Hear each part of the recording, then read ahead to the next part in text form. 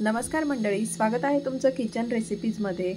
नेहमी त्याच वाटणातली अंडा करी खाऊन जर कंटाळा आला असेल तर आजची ही रेसिपी नक्की करून बघा। कारण साहित्य आपल्या माहितीतलेच आहे, घरात असणारे साहित्य आहे, पण पद्धत जरा वेगळी आहे, पण अगदी सोपी पद्धत आहे।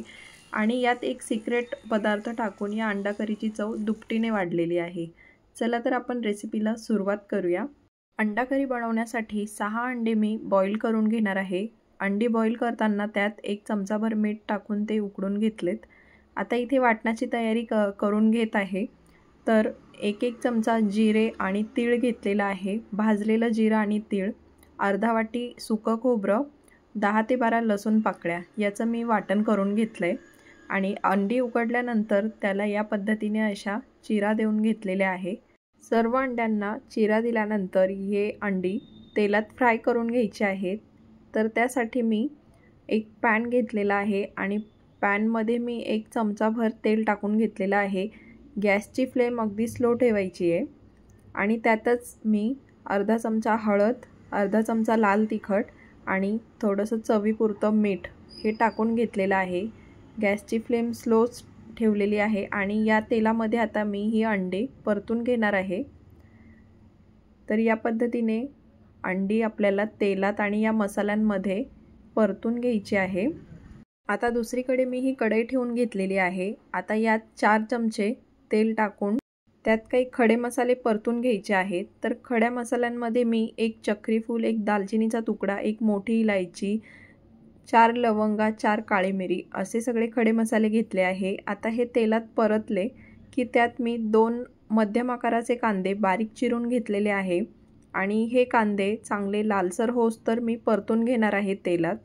इथे अंडे पण तेलात एकदम छान परतले गेलेले आहे। आता हा गॅस मी बंद करून दिला।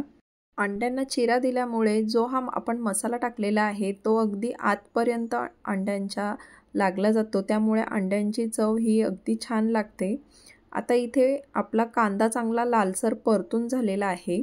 आता यात केलेलं वाटण आपण टाकून घेणार आहोत। सर्व वाटण टाकून मस्त तेल सुटेपर्यंत परतून घ्यायचं आहे।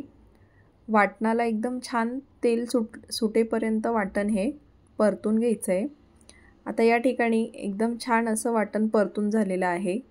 आता यात आपण सगळे सुके मसाले टाकून घेऊ।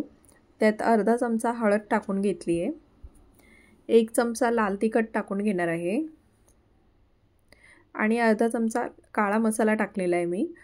तर हे सगळे मसाले तेलामध्ये मी चांगले परतून घेतलेले आहेत। मसाले छान तेलात परतून झालेले आहे। आता आवडीनुसार यात पाणी ॲड करून घ्यायचं आहे आणि हा चिंचेचा कोळ मी इथे वापरलेला आहे। तर ह्या अंडा करीमध्ये मी टोमॅटो न वापरता चिंचेचा कोळ वापरलेला आहे। या चिंचेच्या कोळामुळे या अंडा करीची चव अगदी सुंदर दुपटीने वाढलेली आहे आणि चवीपुरतं मीठ टाकून घेतलेलं आहे। आता ही अंडा करी किंवा अंडा मसाला हा मी जास्त पातळसर नाही बनवणार आहे, अगदी घट्टसर असा ठेवणार आहे।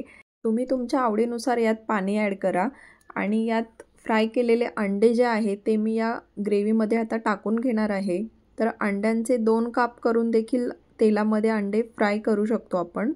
आता हे जे फ्राय केलेलं तेल होतं ते पण या अंडा करीमध्ये मी सर्व टाकून घेतलेलं आहे। सर्व मिश्रण एकत्र करून घेणार आहे व्यवस्थित आणि 2 मिनिटांसाठी ही अंडा करी वाफवून घेणार आहे। आणि या ठिकाणी आपली अंडा करी मस्त तयार झालेली आहे। तर आजची रेसिपी कशी वाटली हे कमेंटमध्ये नक्की कळवा आणि व्हिडिओ जर आवडला असेल तर चॅनलला लाईक, शेअर, सबस्क्राईब नक्की करा। धन्यवाद।